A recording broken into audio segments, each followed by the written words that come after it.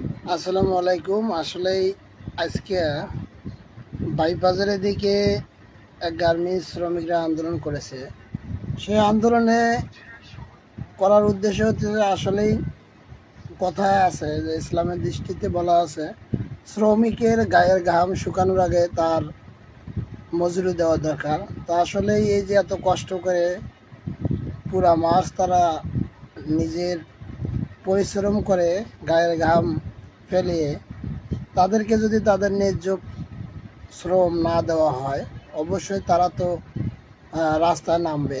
তো অবশ্যই শ্রমিকরা কখনো রাস্তায় নামতে চায় না।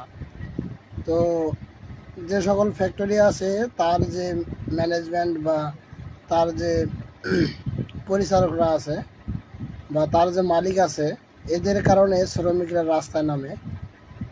আসলে রাস্তায় নামার কারণটা হচ্ছে এটাই, আসলে তারা যদি ঠিক মতন তাদের মজুরিটা পায়, অবশ্যই তারা কখনো রাস্তায় নামবে না।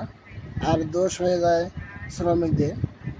আসলে শ্রমিকদের কি করবে, পেটের দায়ে তারা কাজ করে, তারা যদি তাদের মজুরিটা ঠিক মতো না পায়।